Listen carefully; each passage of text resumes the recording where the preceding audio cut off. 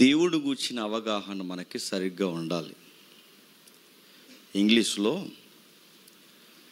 A.W. Tozer అనే ఒక evangelist ఉండేవాడు. ఆ ఎవాంజలిస్ట్ ఇచ్చిన స్టేట్మెంట్లు చాలా గంభీరమైనవి. ఆయన ఒక స్టేట్మెంట్ ఇచ్చాడు. ఏమన్నాడంటే, దేవుడిని గూర్చి ఆలోచించినప్పుడు, బాగా వినండి, ఈరోజు మీ దేవుడు ఏంటో మీకు అర్థం అవ్వాలి. ఇప్పుడు ఎంతమంది ఉన్నాం? ఒక 200 మంది 100 మంది ఉన్నామా? ఇక్కడ సుమారు ఒక 200 దేవుళ్ళు ఉంటారు, తెలుసా? అదే ఆయన చెప్తున్నాడు, వినండి. దేవుని గూర్చి ఆలోచించినప్పుడు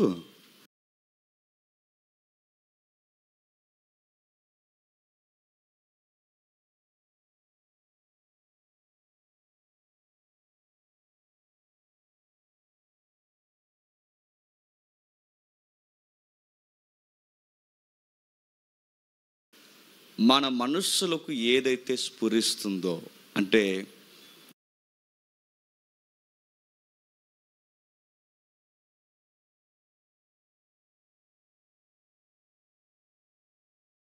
దేవుడు అనగానే నీ మైండ్లోకి ఏదైతే వస్తుందో అదే చెప్తుందట నువ్వంటే ఏంటో. నెక్స్ట్, నిన్ను చూసి చెప్పొచ్చట నీ దేవుడు ఎలా అంటాడు. అర్థమవుతుందా? చాలా పెద్ద మాట ఆయన అన్నది. నెక్స్ట్, దేవుడు గూర్చిన అవగాహన నాకు సరిగ్గా లేకపోతే నా లైఫ్ గందరగోళంగా ఉంటుందట. నిజం, ఇదేం చిన్న మాటలేం కదా, చాలా ఖచ్చితమైన ధృవీకరణతో కూడిన పరిశోధనాత్మకమైన మాట అన్నాడు ఆయన. దేవుని గూర్చిన అవగాహనే నువ్వంటే ఏంటో చూపిస్తుంది. నిన్ను బట్టి చెప్పొచ్చు నువ్వు ఎలాంటి దేవుడిని నమ్ముతున్నావు. ఒక ఉదాహరణ చెబుతాను, వినండి. కొన్నిసార్లు 100 ప్రసంగాలు మనం వింటాం. ఈ 100 ప్రసంగం అంతా విన్న తర్వాత మన మైండ్లో ఉండే ఫీలింగ్ ఏంటి చెప్పనా? ఎవరైనా వచ్చి, ఏంటి ఇలాంటి పని చేస్తున్నా, తప్పు కదా, అంటే ఇది చిన్న పనే కదా అన్నాడు అనుకోండి. చిన్న పని పెద్ద పని అని కాదు, దేవుడు సీరియస్ తీసుకుంటాడు రా అని అన్నాం అనుకోండి. అప్పుడు ఆడ ఫీలింగ్ ఏంటి చెప్పనా? ఈ మాత్రం దానికే దేవుడు అలా అనేస్తాడా అంటే దాని అర్థం ఏంటి? వాడు హార్ట్లో, వాడు మైండ్లో వాడికంటూ ఒక సొంత దేవుడిని క్రియేట్ చేసుకున్నాడు. కొన్నిసార్లు మీరు గమనించండి, 7th డే అని చర్చలు ఉన్నాయి, యెహోవా సాక్షులు అని చర్చలు ఉన్నాయి. వాళ్ళకి ఎంతైనా వాక్యం చెప్పండి, క్రొత్త నిబంధన నమ్మరు. యెహోవా సాక్షులు, యెహోవాయే ఇంకా దేవుడు. ఇంకా వాళ్ళకి యేసుక్రీస్తు వారిని గూర్చిన పౌలు పత్రికలు కానీ అంత ధృవీకరణగా తీసుకోరు వాళ్ళు. అరే ఎందుకు మీరు అలా ఫీల్ అవుతున్నారంటే అలా ఫిక్స్ అయ్యారు వాళ్ళు. అంటే మనం ఏదైతే ఆలోచిస్తున్నామో ఆ మన ఫీలింగ్లో ఒక దేవుడిని మనం ఏర్పరచుకుంటాం. ఆ ఫీలింగ్లో నుంచే దేవుడిని మనం చూడడం స్టార్ట్ చేస్తాం. ఒక ఉదాహరణ చెప్తాను, వినండి. మనుషులు పీకలు కోసేసి తలకాయ ఇలా పట్టుకొని అల్లాహు అక్బర్ అల్లా అన్నారు. కత్తుల చేత పీకలు కోసి వారి దేహాలు విడదీసి తలకాయలు ఎగరేసి మనుషుల్ని కోళ్ళు కోసినట్టు కోస్తున్న ఒక వర్గం ఉన్నారు, తీవ్రవాదులు. వారు పైగా ఏం చెప్తున్నారు తెలుసా? దేవునికి మహిమ కలుగు. అక్బర్ అంటే గొప్పోడని, దేవుడు గొప్పవాడు, దేవుడికి మహిమ కలుగును గాక అంటున్నారు. ఏంటి? పీకలు కోసేసి. అడుగుతున్నాను, మనిషి పీకలు కోసేసి దేవుడు గొప్పవాడని ఎలా అంటున్నారు? వాళ్ళు దేవుడిని వారు అలా అర్థం చేసుకున్నారు. మనం ఎంత వైల్డ్గా ఉంటే మన దేవుడు అంత వైల్డ్గా ఉంటాడు. మనం ఎలాంటి వైల్డ్ దేవుడు నమ్మితే మన యాటిట్యూడ్ కూడా చెప్పండి అంత వైల్డ్గా ఉంటుంది. అంటే మనం నమ్మే దేవుడిని బట్టి నువ్వు ఎలాంటి వాడో చెప్పవచ్చు. నిన్ను బట్టి, నువ్వు చేసే పనులు బట్టి నువ్వు ఎలాంటి దేవుడిని నమ్ముతున్నావు కూడా చెప్పొచ్చు. అదే అంటున్నారు టోజర్ గారు. ఇలా అవగాహన లేని భక్తుల్లో ఈరోజు అనేక మంది కొనసాగుతున్నారంటే చాలామంది కొనసాగుతున్నారు. ఒకరు కాదు, ఇద్దరు కాదు, రకరకాలుగా ప్రతి వ్యక్తి తనకంటూ ఒక సొంత దేవుడిని ఏర్పరచుకున్నాడు. ఒక ఉదాహరణ చెప్తాను, వినండి. సాయంత్రం వీలైతే లైవ్ కూడా ఫాలో అవ్వండి. దావీదు గారి గురించి చెప్పబోతున్నాం. దావీదు గారి గురించి ఒక అవగాహన మనకు తెలియాలి. దావీదు గారట ఏ చిన్న పని చేసినా దేవుడిని అడిగేవాడట.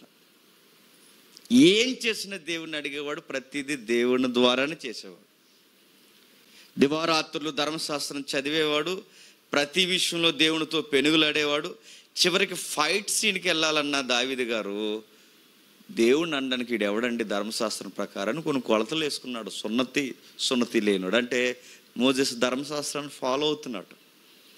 ఇంత చక్కటి అవగాహన ఉన్న ఆయనకి అన్నీ బాగానే బేరే చేశాడు, కానీ పెళ్లి విషయంలో చూసారా పర్లేదు అనుకున్నాడు. అలా ఎలా అనుకుంటాడు? అన్ని సెక్టార్లో దేవుడిని ఊహించుకున్న దావీదు పెళ్లి విషయానికి వచ్చేసరికి దావీదు గారు చూడండి బెత్షెబా విషయంలో పర్లేదు అనుకున్నాడు. అంటే మనకి ఏమర్థమవుతుంది? ఏదో ఒక కోణంలో నువ్వు బైబిల్లో దేవుడి కన్నా నీ సొంత దేవుడిని ఎవరినో పెట్టుకుంటావు, నీ మైండ్లో నువ్వు క్రియేట్ చేసుకుంటావు అన్నమాట.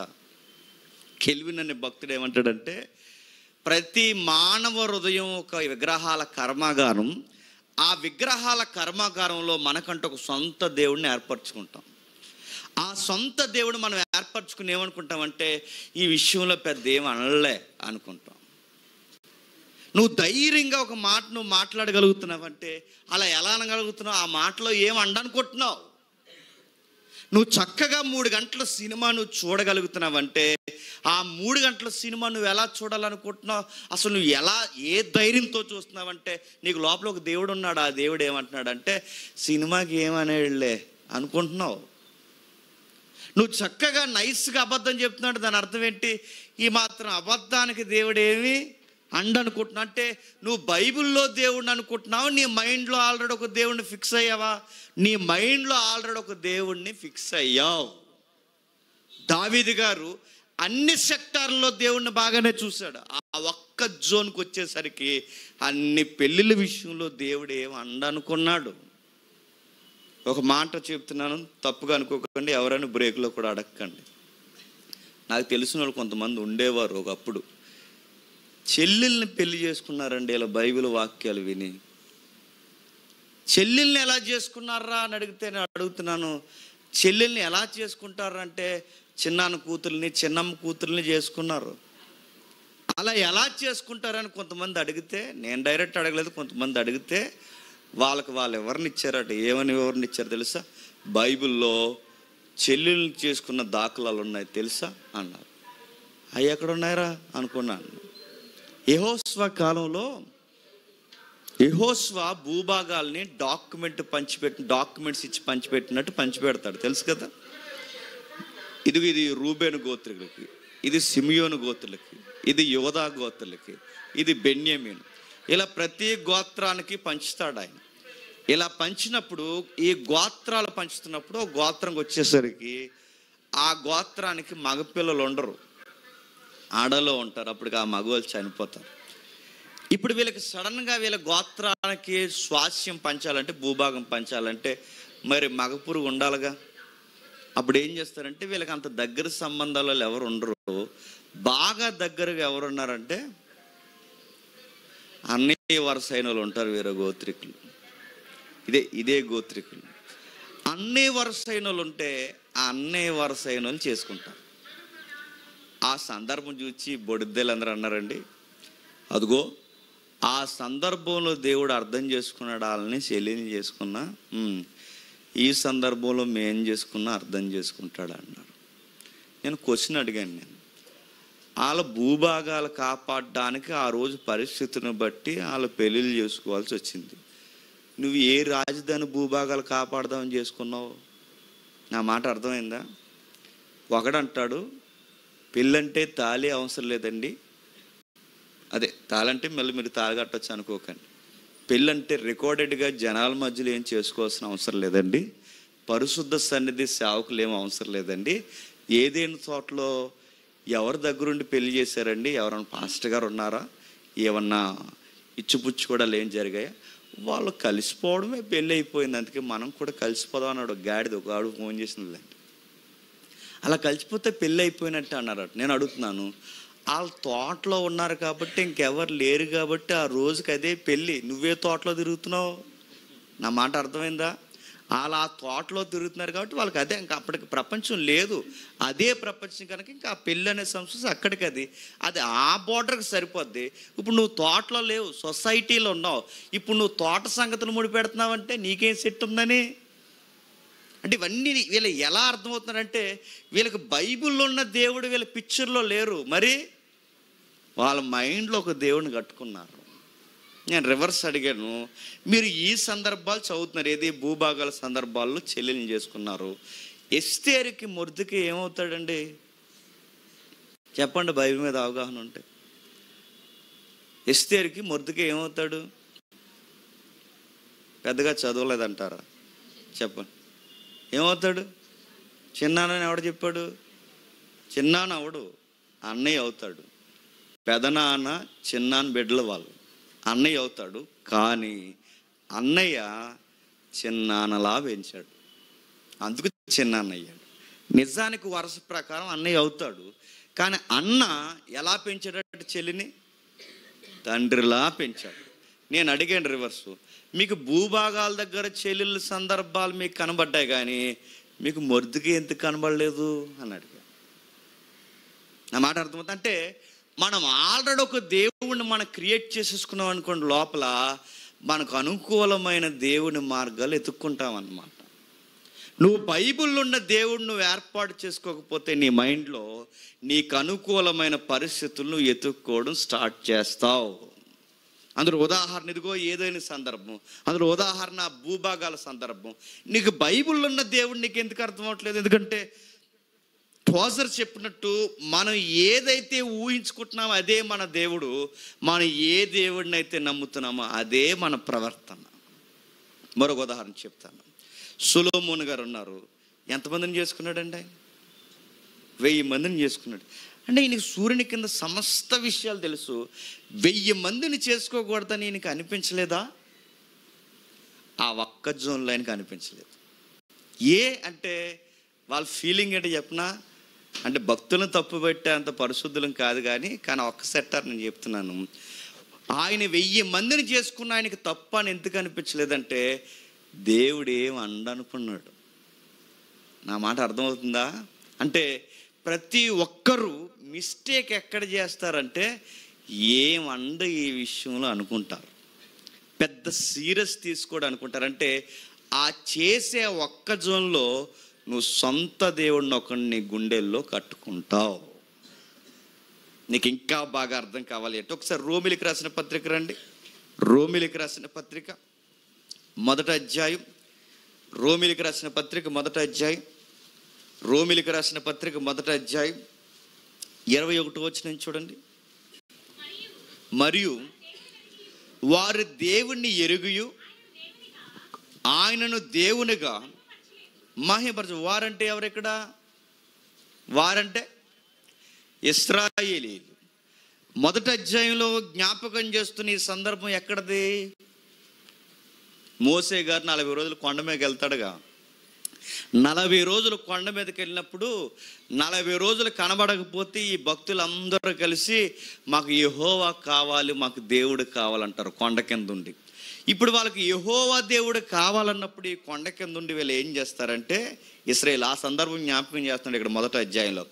మరియు వారంటే మోసే కాలంలో ఇశ్రాయేలీయులు దేవుణ్ణి ఎరిగియు ఆయన దేవునిగా మహిమపరచలేదు, కృతజ్ఞతాస్తుతులు చెల్లింపలేదు, కానీ తమ వాదోపవాదముల యందు వ్యర్థులైరి. ఏం వాదించుకున్నారా? దేవుడు అంటే ఇలా ఉండాలరా అని వాదించుకున్నారట. దేవుడు అంటే ఇదిగోరా, దేవుడు అంటే ఎలా రా, దేవుడు అంటే ఇదిరని 40 రోజులు ఆయనకి వెళితే ఆ పెద్ద మనిషి ఎక్కడికి వెళ్ళిపోయాడు, ఇప్పుడు మాకు దేవుడు కావాలని అందరూ కలిసి ఒక మనిషిని ముందుకు గంటారు. ఆ ముందుకు గంటబడిన మనిషి ఎవడంటే అహరోను గారు. అహరోను గారిని ముందుకు గంటే అహరోను గారికి చెవులు బంగారం, చేతులు బంగారం అంతా ఇచ్చి మాకు దేవుడిని చూపించు అన్నారు. మాకు దేవుడు అంటే ఎలా ఉండాలంటే ఎద్దులా ఉండాలి మాకు అన్నారు. ఎలా ఉండాలి? ఎద్దు. అదిగో మంచి బంగారు దూడ చే. మీరు గమనించండి, వాళ్ళు ఏ పేరు మీద దూడన చేశారు? ఏ యెజబెల్ పేరు మీద చేయలేదు, ఏ బయలు పేరు మీద చేయలేదు, లేదా ఏ పొరుగు దేవీ దేవతల పేరు మీద చేయలేదు. వాళ్ళు ఏ పేరు మీద మరి ఆ దూడ ఏట్రా అని అడిగితే వాళ్ళ మైండ్లో ఉన్నదేంటి చెప్పనా? యెహోవా అంటే ఇలా ఉంటాడు, అది ఆ ఎద్దే మా యెహోవా అన్నారు. అంటే వీళ్ళకి ఏమర్థమవుతుంది చెప్పండి? యెహోవా అనగానే వీళ్ళొక మైండ్లో ఒకటి ఫిక్స్ అయిపోయారు. ఆ మైండ్లో ఫిక్స్ అయింది చెప్తున్నా, దేవుడు అనగానే బలంగా ఉండాలి, ఎద్దులా ఉండాలి అనుకున్నారు. అందుకే ఆ ఎద్దు ఆకారాన్ని బంగారు రూపం ఇచ్చారు.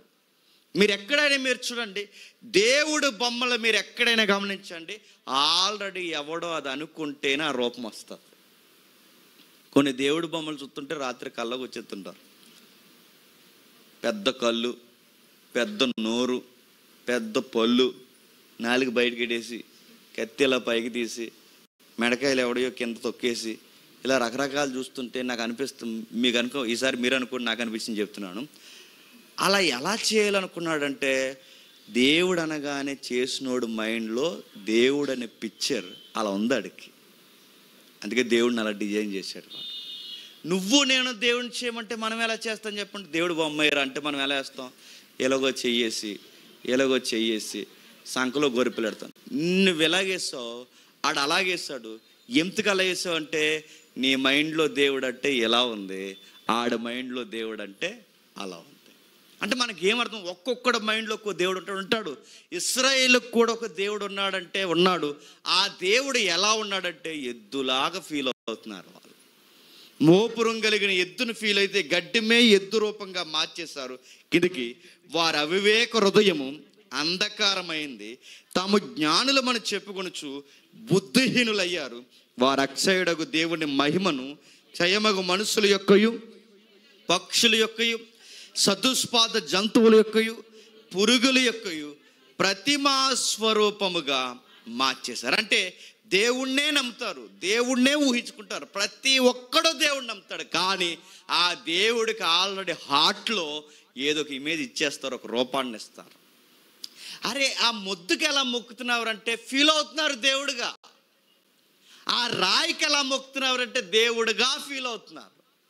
కొన్ని రోజులకి మీరు అలా ఊహించుకోండి. మీరు ప్రతి దానికి మీరు దేవుడిని ఊహించుకోవడం మొదలు పెడితే ప్రతి దానికి మొక్కడం స్టార్ట్ చేస్తారు. దేవుడిని ఊహించుకుంటున్నారు. ఎందుకంటే వాళ్ళ అవగాహనలో దేవుడు అనగానే ఎలా ఉందో తెలుసా? భయంకరంగా అది అలా ఉండాలి దేవుడు అంటే. కిందకి పోల్చినట్టు చూడండి, నాశనం అయిపోయే మనుషుల యొక్కయు, పక్షుల యొక్కయు, జంతువుల యొక్కయు, సదుష్పాద జంతువుల యొక్కయు, పురుగుల యొక్కయు ప్రతిమా స్వరూపంగా మార్చారు. మీరు అక్కడ ఇచ్చిన లైన్స్ ఎంత డెప్త్ లైన్స్ ఇచ్చాడు చూడండి. మీరు దేవుళ్ళు అనగానే ఈ యొక్క పదాలు దాటి ఎక్కడ దేవుళ్ళు ఉండరు. మీరు చూడండి కావాలంటే. దేవుడు అనగానే ఎలా ఉంటాడు చెప్పండి? మనిషాకారంలోనే చూపిస్తారు. ఇదిగో మనకు 2 చేతులు ఉన్నాయి కాబట్టి దేవుడు అనగానే మినిమం ఒక 10 చేతులు ఉండాలిరా, 10 చేతులు ఎట్టండి అని దేవుడికి 10 చేతులు ఎట్టారు. సేమ్ మనిషి కాపీయే, సేమ్ ఫీలింగ్ ఊహించుకుంటారన్నమాట. దేవుడు మనం ఒక తలకాయ ఉంటేనే మనం సీరియస్గా ఆలోచిస్తున్నాం. దేవుడు అంటే మినిమం మనకన్నా మెచ్యూరిటీగా ఆలోచించాలి. ఒక తల ఉంటే బాగోదు. ఓ 10 ఎట్టండి రా అన్నారు. ఓ 10 తలకాయలు, 10 చేతులు, 4 కాళ్ళు, ఇలాగో కాళ్ళు ఉంటుంది, ఇలాగో కాళ్ళు ఉంటుంది, 4 కాళ్ళు, రకరకాల చేతుల్లో రకరకాల ఆయుధాలు. అంటే ఇవన్నీ ఎలా పెట్టాడు అంటే ఆ చేసినోడు దేవుడిని అలా ఊహించుకున్నాడు. అందుకే చెప్తున్నాడు చూడండి, నాశనం అయిపోయే మనుషులు, పక్షులు కూడా దేవుళ్ళు ఉంటారంటే ఉన్నారు. కొన్ని పేర్లు నేను చెప్పకూడదు. పక్షుల దేవుళ్ళు, జంతువుల దేవుళ్ళు, 4 కాళ్ళ జంతువుల దేవుళ్ళు, పురుగుల దేవుళ్ళు, పైగా ప్రతి రూపాన్ని దేవుడిగా పూజించడం స్టార్ట్ చేశారట. మీరు ఎథెన్స్ వెళ్ళండి, అదే అపోస్తలుల కార్యాల ఇంటికి వెళ్ళిన తర్వాత ఆ ఎథెన్స్ ప్రాంతంలో 30,000 మంది దేవుళ్ళు ఉండేవారు. 30,000 దేవుళ్ళు ఎలా ఉండేవారంటే వాళ్ళు ఊహించుకున్నారు. అదిగో చూడండి, ఊహించుకున్నారు. అదిగో దేవుళ్ళు చూసారా, సగం దూడ, సగమేమో మనిషి. అలా ఎలా ఊహించుకుంటారంటే వాళ్ళు ఫీల్ అవుతున్నారు దేవుడు అనగానే బలంగా ఉండాలి. బలంగా మనకన్నా బలంగా ఏది ఉంటుంది? దూడనెట్టారు సగం. మెచ్యూరిటీగా ఆలోచించడం, మరి దూడ బుర్ర మెచ్యూరిటీగా ఉండదుగా. అందుకే ఏం చేశారు? మనిషి బుర్ర పెట్టారు. చూసారా, ఇవన్నీ మీరు ప్రపంచంలో దేవుళ్ళు ఎలాగే పుట్టుకొచ్చారు. అందుకే టోజర్ ఏమన్నాడు తెలుసా, నేనేదైతే ఊహించుకుంటున్నానో అదే నా దేవుడు, నేనేదైతే ప్రవర్తిస్తున్నానో అదే నా దేవుడు. నేను నమ్మే దేవుడిని బట్టి నేనంటే ఏంటో చెప్పొచ్చు, నన్ను బట్టి నా దేవుడు ఎలా అంటాడో చెప్పచ్చు. అందుకే దేవుళ్ళని ఇలా ఊహించుకుంటారు కనుకే వాళ్ళ దేవుళ్ళ బొమ్మల ముందు అర్ధనగ్గర నృత్యాలు చేసినా వాళ్ళకి తప్పు అనిపించదు. అందుకే చూడండి, భోగంస్ అని కొన్ని మేళాలు ఉండే, భోగం మేళాలు అనేవారు, అవి తగ్గేయాలండి ఇప్పుడు కొంచెం చట్టాలు బలమైన తర్వాత. ఈ భోగం మేళాలు తీసుకొచ్చి ఆ దేవుడి ముందు ఎగురుతుంటారు. అలా ఎలా ఎగురుతున్నారు? ఆ దేవుడు ఏమంటే దేవుడే ఎగరమన్నాడు అంటారు. అంటే దేవుడే ఎలాగ అంటే అలా ఊహించుకుంటారు.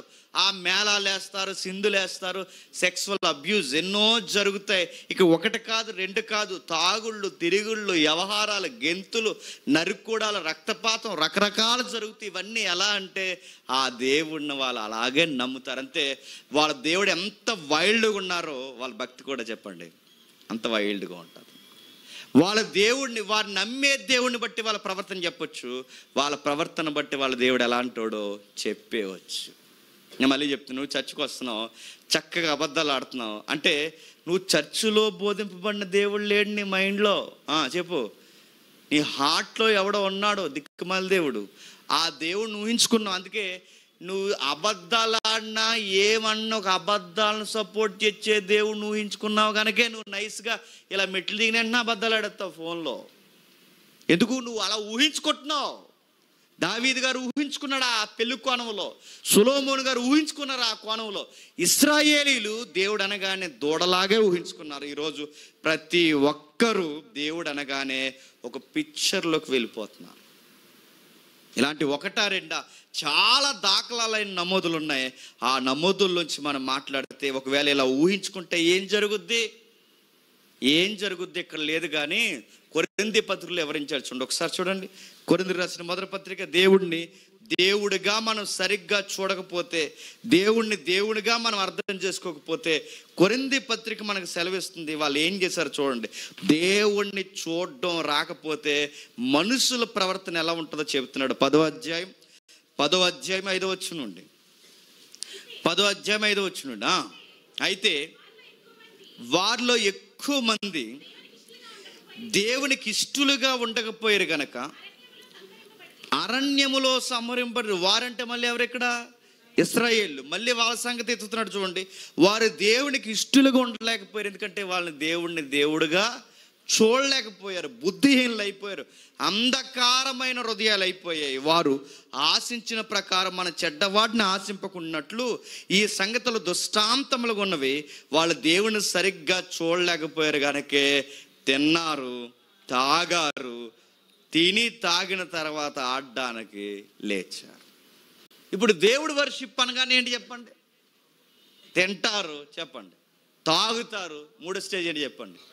ఎగురుతారు.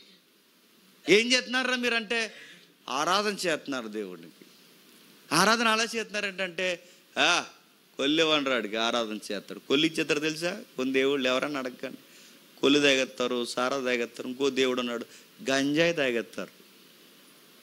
ఎవర్రా అని అడగండి మీరు. చూడండి సొసైటీ జరుగుతున్నది. జనాలు తిన్నారు చెప్పండి, తాగుతారు, కూర్చున్నారు, వీళ్ళు రకరకాల పనులు చేస్తారు. నెక్స్ట్ ఇంకే ఎలా చెడిపోయారు చూడండి. వారు విగ్రహారాధకులు అయిపోయి ఉండి మరియు వారి వలె మనం వ్యభిచరింపక ఇందుము. వారిలో కొందరు వ్యభిచరించినందున ఒక్క దినమందే 23,000 మంది కూలిపోయారు. ఎక్స్ట్రీమ్ ఏంటట? దేవుణ్ణి దేవుడిగా చూడడం రాకపోతే తింటారు, తాగుతారు, తందనాలు ఆడతారు, నెక్స్ట్ పాడు పనులు చేస్తారు. కొన్ని దేవాలయాలు ఉన్నాయి. ఏంటని నన్ను అడగకండి, ఏం అడగకండి, జస్ట్ వినండి. ఒక ఏరియాలో ఉందలండి పాట ఉండేది, ఎన్టీ రామారావు పాట, నీ కొండకు వస్తానని మొక్కుకున్నా అని. అప్పుడు పాటలండి.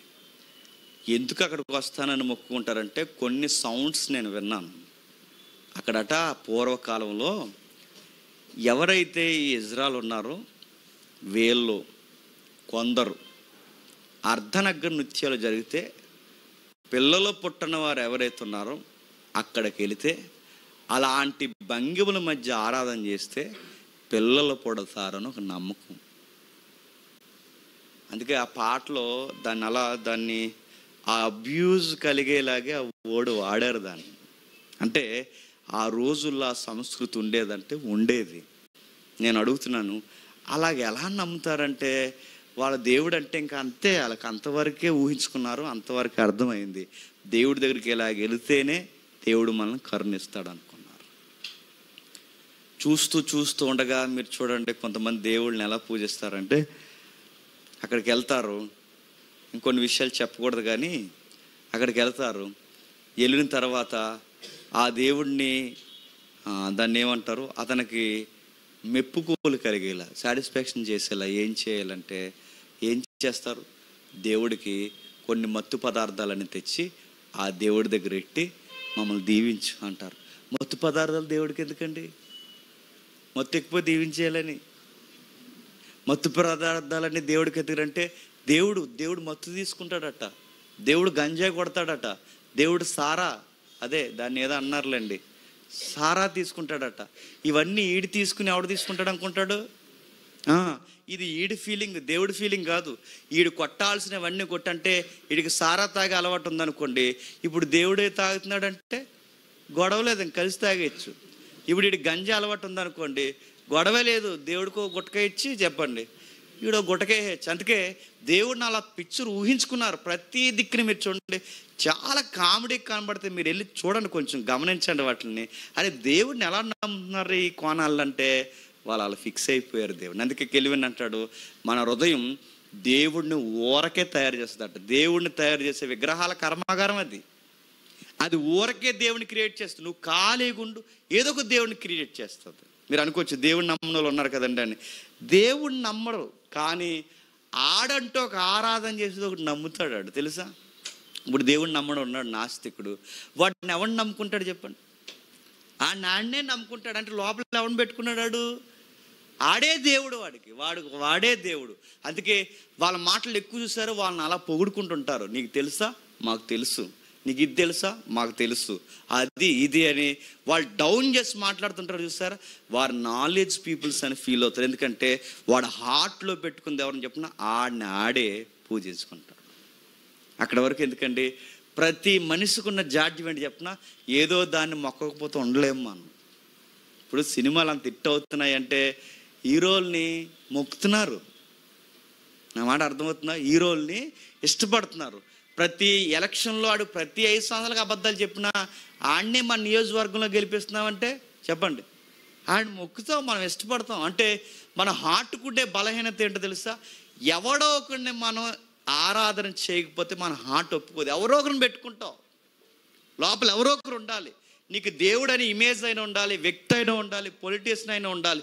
ఏదో ఒక దాన్ని నువ్వు ఫాలో అవ్వకపోతే ఉండాలి. అందుకే చదువు సంధ్య లేని, భాష లేని, మాటలు రాని ఆ దీవుల్లో బతుకుతున్న వాళ్ళకు కూడా మీరు చూడండి, ఏం తెలియకపోయినా వాళ్ళు ఏదో దేవుడిని మొక్కుతారు. మీరు చూడండి ఎందుకంటే హార్ట్ ఏం కోరుకుంటుంది తెలుసా? దేవుడు అని ఒక ఆబ్జెక్టివ్ కోరుకుంటుంది. ఆ దేవుడిని దేవునిగా మనం చూడడం మనకు రాకపోతే ఆ ప్లేస్లో ఎవరో ఒకరిని పెట్టేసి ఆరాధన చేస్తాం. విగ్రహం అయినా పెడతాం, వ్యక్తినైనా పెడతాం, పక్షినైనా పెడతాం, జంతువునైనా పెడతాం, ఎద్దునైనా పెడతాం, ఏదో ఒక దాన్ని పెట్టి ఆరాధన స్టైల్ని స్టార్ట్ చేస్తాం. అందుకే పౌలు గారు అంటున్నారు, వాళ్ళు ఎందుకు అలా పాడైపోయారంటే వారికి దేవుడిని దేవునిగా చూడడం రాలేదు కనుక వ్యభిచరించి ఒక్క దినమందే 23,000 మంది కూలిపోయారు. మోసే కొండ మీదకి వెళ్ళి కిందికి దిగొచ్చేసరికి మా దేవుడు ఇతనే అన్నారు. పాడైపోయారు. ఎందుకంటే వాళ్ళకి దేవుని చూడడం రాదు. దేవుని స్పష్టంగా లక్షల మందిలో అర్థం చేసుకుంది ఒక్కడే. నిగ్గు తెలిసి మాట్లాడితే ఆ తరానికి మోసే తర్వాత మిగిలిన యెహోషువ లాంటి పిల్లలు తప్ప దేవుణ్ణి సరిగ్గా అర్థం చేసుకోలేకపోయారు. అర్థం చేసుకోలేరని దేవుడు అడుగడుగున ఆజ్ఞ ఏమిచ్చాడు తెలుసా? 10 ఆజ్ఞల్లో ఒక ఆజ్ఞ, నేను తప్ప వేరొక దేవుడు ఉండకూడదు, నాకు ఏ రూపము పెట్టొద్దు అన్నాడు. ఆకాశం పైకి చూసి నక్షత్రాలు దేవుడు అనకండి, నీళ్ళలోకి చూసి నీళ్ళల్లో దేవుడు ఉన్నాడు అనకండి, భూమి మీద ఏ రూపాన్ని పెట్టకండి. ఎందుకంటే మీరు ఒక్కసారి రూపాన్ని పెట్టడం స్టార్ట్ చేశారో మీ హృదయం మరులు కొలపబడుతుంది. ఆ హృదయం మరులు కొలపబడితే మీకు నచ్చిందల్లా చేస్తూ మీరు ఏమనుకుంటారంటే ఇదే భక్తి అనుకుంటారు, ఇదే ఆరాధన అనుకుంటారు. తప్పుడు సంకేతాలు కూడా దేవుడుగా ఫీల్ అవుతారు. ఇక్కడ ఒకసారి ఎగ్జాంపుల్ చెప్పాను, పెద్దలు చెప్పిన ఎగ్జాంపుల్ ఒకసారి వినండి.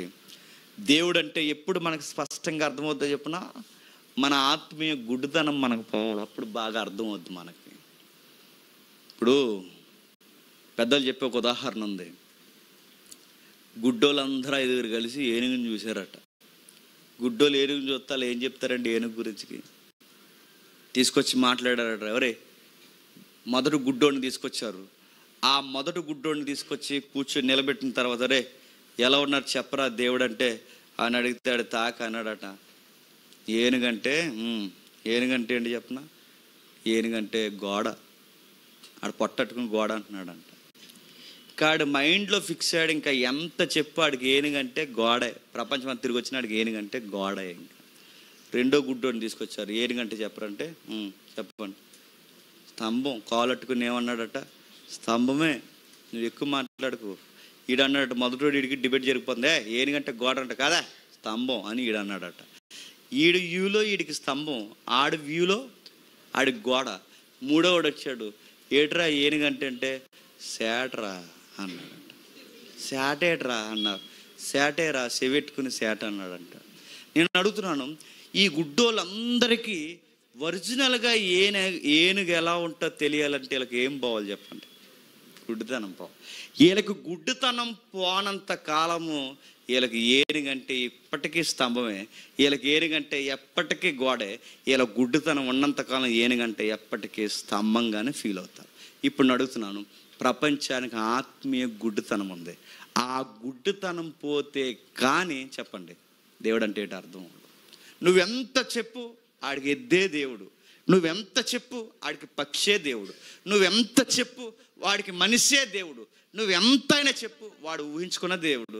మీరు ఎంత వాక్యం చెప్పు వాడు ఒక మాట అంటాడు. సింపుల్గా మెసేజ్ అంతా అయిన తర్వాత దేవుడు మరీ అంత కోపిస్తుగా ఉంటాడటండి, కొంచెం ప్రేమమయుడండి అంటాడంటే ఆడికి ఆ ఫీలింగ్ ఎలా వస్తుంది? ఆడు ఊహించేసుకుంటాడు. నువ్వు ఎన్నంటే చెప్పు, నువ్వు ఎన్ని ప్రసంగాలంటే చెప్పు, అబద్ధాల విషయంలో కానీ సినిమాల విషయంలో కానీ నువ్వు ఎన్ని విషయాల్లో ఈ లౌకికమైన విషయాలు నువ్వు ఎన్నైనా ఖండించు, వాడంతగా మారడు. ఎందుకు మారడో చెప్పినా, వాడు నువ్వు చెప్పే దేవుడు నమ్మట్లేదు చెప్పండి, వాడు ఊహించుకున్న దేవుడు నమ్ముతాడు. అందుకే మెసేజ్ అంతా విని దేవుడు అంతా అలా ఉంటాడు, కొంచెం ప్రేమమయుడే అంటారు. వాళ్ళు ఫిక్స్ అయిపోయారు అలా. వాళ్ళ గుడ్డుతనం పోయేంత వరకు వాళ్ళకి దేవుడు అంటే ఏంటో అర్థం అవుతాం. ఇప్పుడు నేను వస్తున్నాను మన సంగతికి.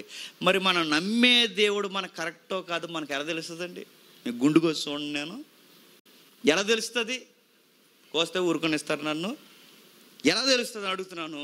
మీ దేవుడు కరెక్ట్, ఇదిగో నేను సరి అయిన దేవుడు నేను నమ్ముతున్నానని నీకు తెలియాలి. నువ్వు నమ్ముతున్న దేవుడు సరి అయిన దేవుడు నేను నమ్ముతున్నాను నీకు తెలియాలి. ఎలా తెలుస్తుంది? ఎలా తెలుస్తుంది అంటే, నువ్వు నేను అందరినీ దేవుడిని ఊహించుకోకూడదనే నీ చేతుల్లో బైబిల్ పెట్టాడు, నా చేతుల్లో బైబిల్ పెట్టాడు. ఈ బైబిల్లో ఒక దేవుడి ఇమేజ్ ఉంది. ఆ ఇమేజ్ అంటే గుణగణాలు ఉన్నాయి. ఆ గుణగణాలకు తగ్గ దేవుడే నీ హృదయంలో ఉన్న దేవుడు మ్యాచ్ అయితే, బాగా వినాలి, నువ్వు ఏదైతే దేవుడు అంటే ఊహించుకుంటున్నావో ఆ దేవుడే ఈ బైబిల్ దేవుడితో మ్యాచ్ అయితే నువ్వు రైట్ వేలో ఉన్నట్టు. ఒకవేళ నువ్వు ఆల్రెడీ నువ్వు ఊహించుకున్న దేవుడు బైబిల్ దేవుడితో మ్యాచ్ అవ్వకపోతే, నేను మళ్ళీ చెప్తున్నాను, నువ్వు తప్పు చేస్తున్న ఆరాధనలో కొనసాగుతున్నావు. ఎలా బైబిల్ దేవుడిని ఎలా కొలవాలి? చాలా లైన్స్ ఉన్నాయి. కొన్ని పదాలు తీసుకుని మనం ముగించుకునే ప్రయత్నం చేద్దాం. దేవుడు అనగానే నిత్యుడు అన్న అవగాహన ఉండాలి నీ హార్ట్లో. నువ్వు దేవుడు అనగానే ఏదో ఊహించుకుంటున్నావో, దేవుడు అనగానే నిత్యుడు, స్వయంభవుడు అని ఉండాలి. దేవుడు అనగానే అక్కడ పుట్టాడు ఎక్కడ పుట్టాడు కాదు. దేవుడు అనుకుంటే ఉన్నవాడైన దేవుడు సశరీరగా రాగలడు. ఈ శరీరాన్ని ఇక్కడ వదిలి మళ్ళీ శరీరాన్ని ధరించుకుని మళ్ళీ నిత్యత్వంలోకి వెళ్ళిపోగలడు. నిత్యుడు అంటే స్వయంభవుడు. ఆయనకు పుట్టుక లేదని ఎవడైతే నమ్ముతాడో, మరలా ఆయనకు పుట్టుక లేదని ఎవడైతే నమ్ముతాడో వాడు నమ్ముతున్న దేవుడు సరైన దేవుడు. మరి యేసుప్రభు వారు పుట్టాడుగా అంటే పుట్టాడు అనలేదు బైబిల్, వచ్చాడు అంతే. అంటే ఆల్రెడీ ఆయన ఎక్కడో ఉన్నాడంటే ఉన్నాడు. ఎక్కడున్నాడు? అమరత్వంలో ఉన్నాడు, నిత్యత్వంలో ఉన్నాడు. ఉన్నవాడు శరీరాన్ని ధరించుకోవడానికి భూలోకానికి వచ్చాడు.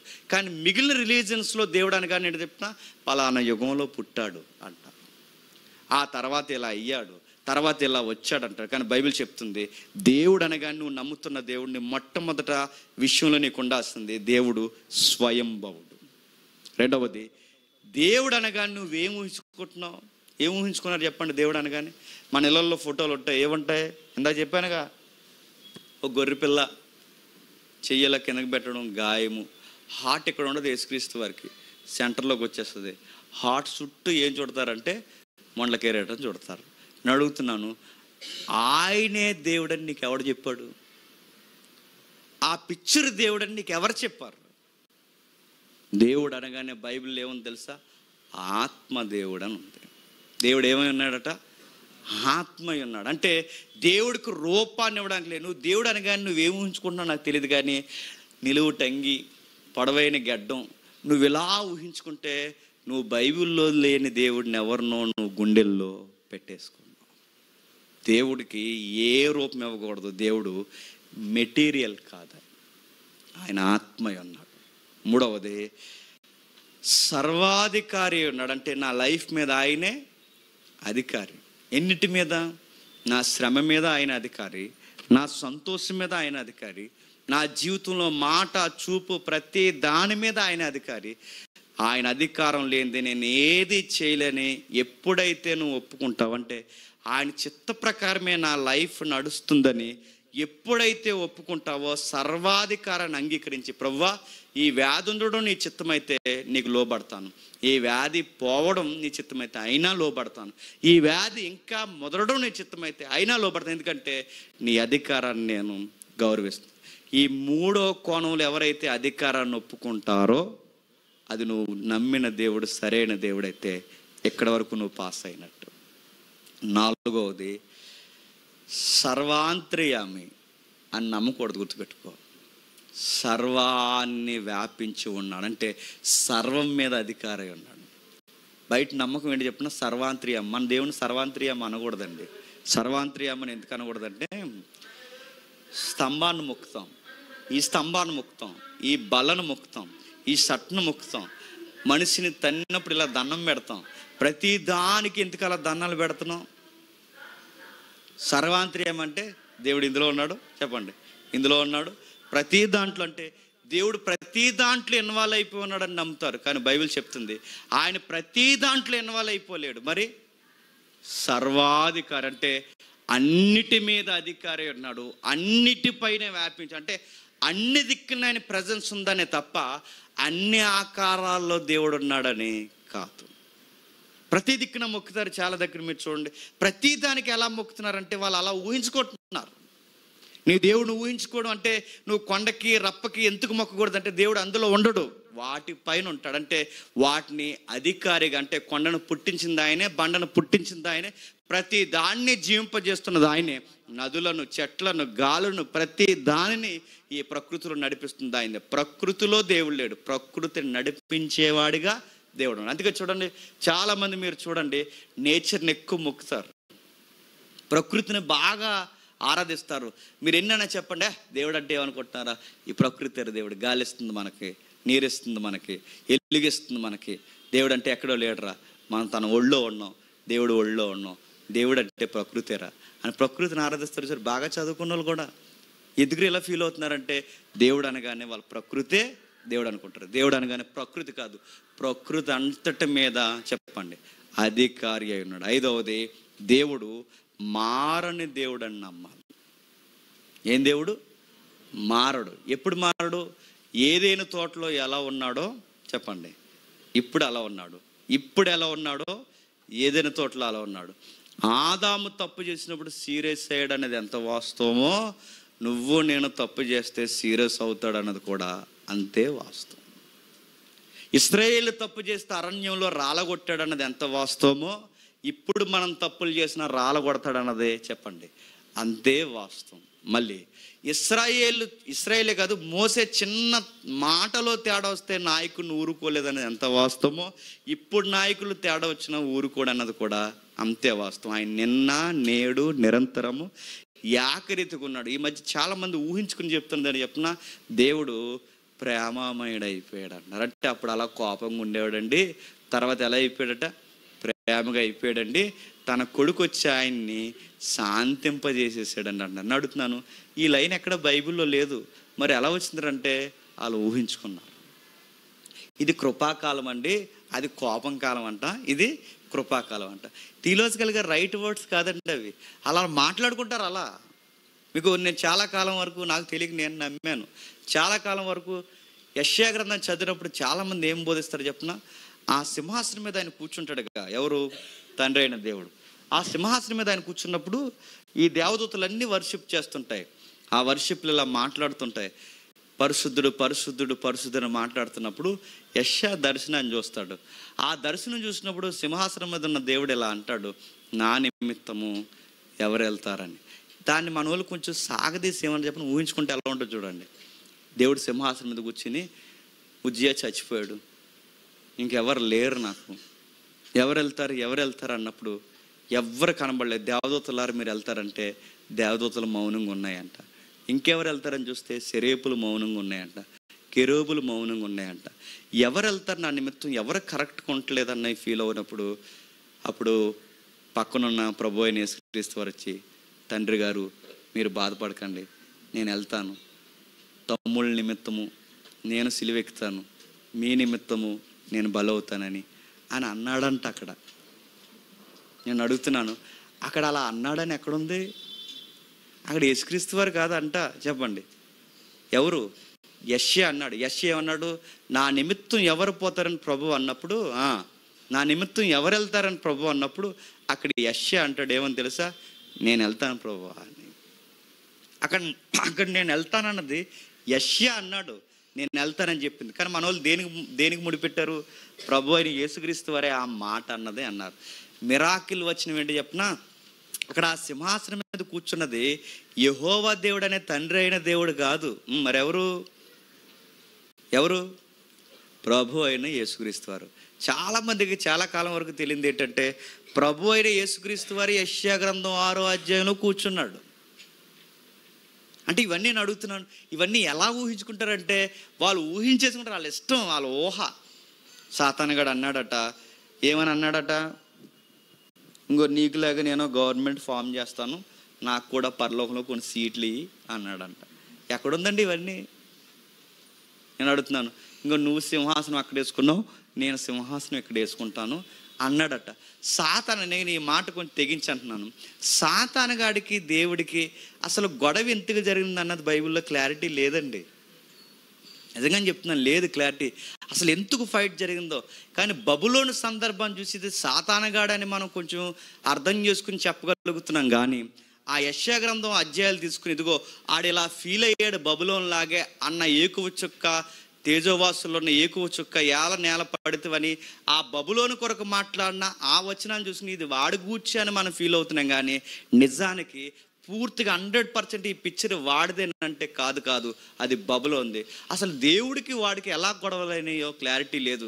ఈ గొడవ అంతా ఎప్పుడు తెలుస్తుందంటే చచ్చిపోయి తెలుస్తుంది మనకి ఎందుకు గొడవలు అయ్యాయో. కానీ ఒకటి మాత్రం బైబిల్ స్పష్టత ఇచ్చింది, వాడు యాంటీగా ఉన్నాడు అని మాత్రమే బైబిల్ చెప్తుంది.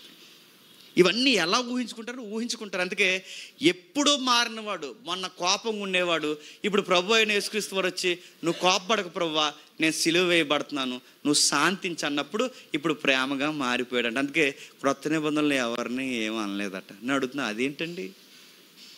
ఆ రోజు కోపపడ్డాడు అన్నది ఎంత వాస్తవమో ఈరోజు కోపపడతాడు అంతే వాస్తవం, రేపు కూడా కోపపడతాడని అంతే వాస్తవం.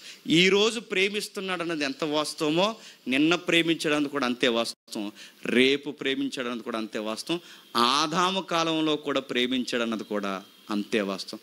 ఆయన నిన్న నేడు నిరంతరము ఏకరీతిగా ఉన్నాడు. నెక్స్ట్, ఆయన ప్రేమ అని ఎలా అయితే మనం నమ్ముతున్నామో ఆయన వెనకాల ఉగ్రత కూడా ఉందని మనం నమ్మాలి.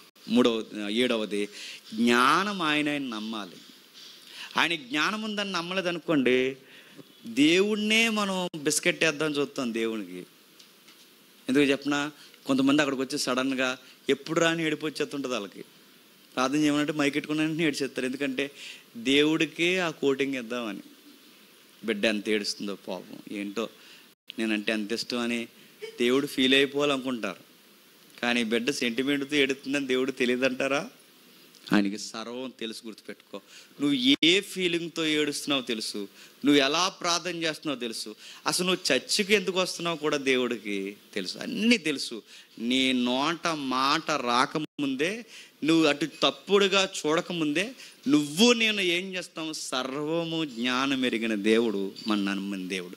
ఇప్పుడు నేను చెప్పిన పాయింట్స్ ఏవైతే ఉన్నావో, ఈ పాయింట్స్ ప్రకారం నీ మైండ్లో ఉన్న దేవుడు నీకు మ్యాచ్ అయితే నువ్వు బైబిల్లో దేవుడిని పూజిస్తున్నావు. గుర్తుపెట్టుకో, నువ్వు నమ్మే దేవుడు నిత్యుడని నమ్మాలి, నువ్వు నమ్మే దేవుడు ఆత్మదేవుడు అని నమ్మాలి, నువ్వు నమ్మే దేవుడు నీ లైఫ్ మీద సర్వాధికారి ఉన్నాడని నమ్మాలి, నువ్వు నమ్మే దేవుడు సర్వం మీద అధికారి అయి ఉన్నాడని నమ్మాలి, సర్వము వ్యాపించున్నాడని నమ్మాలి. నెక్స్ట్, ఎప్పుడు మారణ దేవుడై ఉన్నాడని నమ్మాలి, సత్యమై ఉన్నాడని నమ్మాలి, జ్ఞానము కలిగి ఉన్నాడని నమ్మాలి, ప్రేమ ఉన్నది, అలాగే అదర్ సైడ్ ఉగ్రత కూడా ఉందని నమ్మాలి. నెక్స్ట్, ఎప్పటికీ ఆయన సృష్టికర్తని నమ్మాలి, నువ్వు సృష్టమని మాత్రమే నమ్మాలి.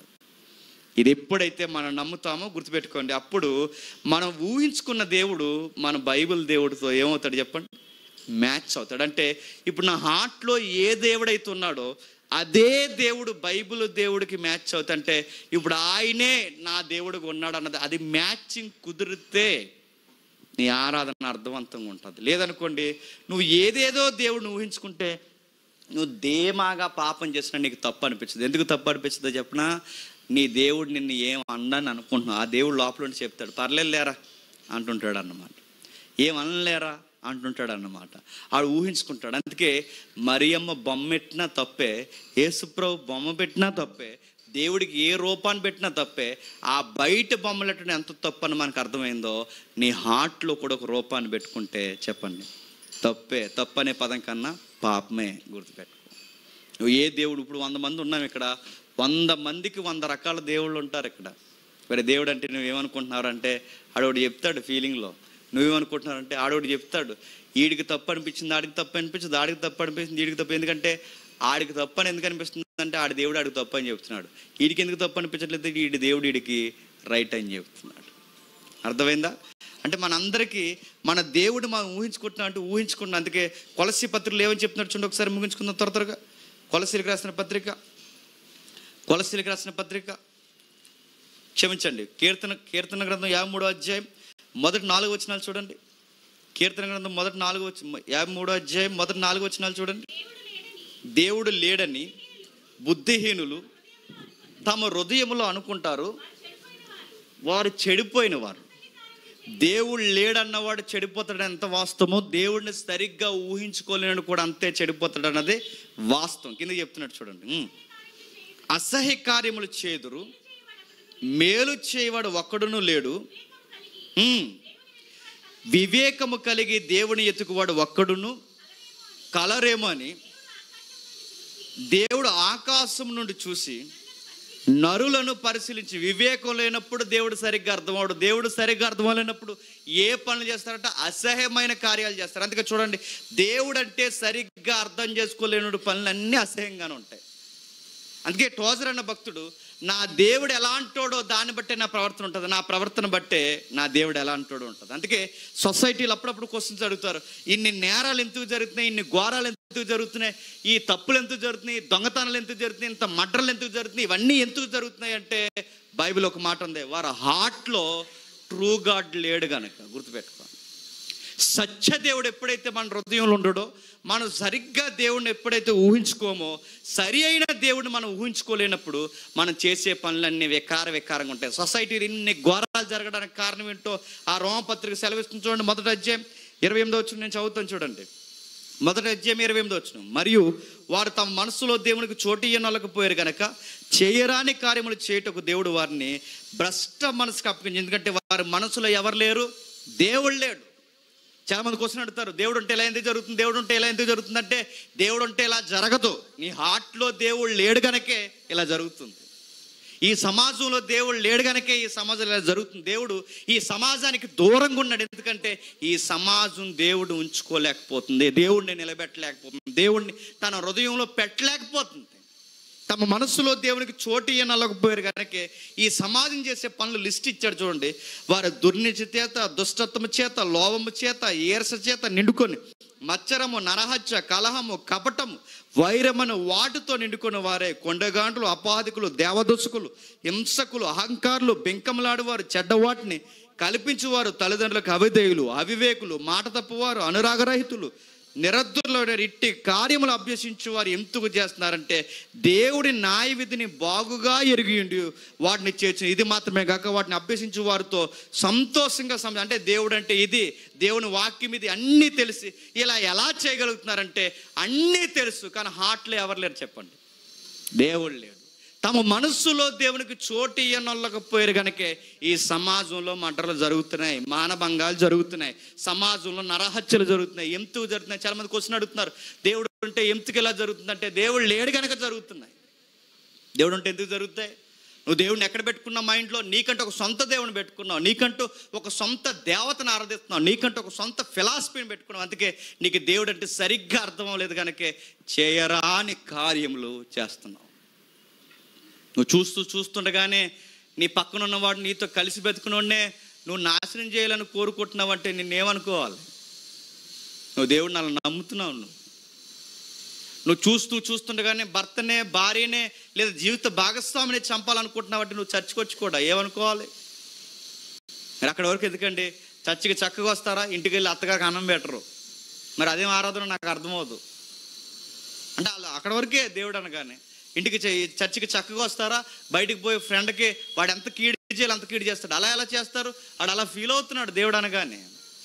నేను అడుగుతున్నాను, దేవుణ్ణి సరిగ్గా మనం ఆటలో ఉన్నది ఉన్నట్టుగా మనం పెట్టుకోవడం మనకు రాకపోతే, మన దేవుడిని సరిగ్గా గుర్తించకపోతే మన ప్రవర్తన కూడా చాలా చాలా చాలా వల్గర్గా ఉంటుంది, చాలా వల్గర్గా ఉంటుంది. అందుకే మీరు చూడండి, దేవుడిని ఎవడైతే సరిగ్గా చూడ్డో మన ప్రవర్తన కూడా చాలా చాలా వల్గర్గా ఉంటుంది. అందుకే వాళ్ళు మనుషులను చంపేసి పీకలు కోసేసి దేవుడికి మహిమ కలుగునుగా కానీ ఎలా అనుకుంటున్నారంటే వాళ్ళు దేవుడిని అలాగే నమ్మారు.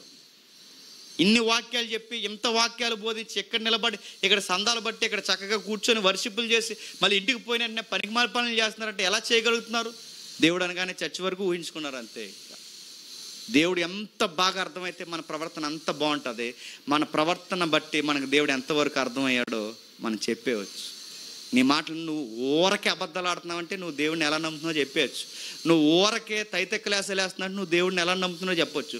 నువ్వు వావి వరుసలు మర్చిపోయి కూడా నువ్వు పెళ్ళి ఆడడానికి సిద్ధమవుతున్నావంటే నువ్వు దేవుడిని ఎలా నమ్ముతున్నావో చెప్పేయచ్చు.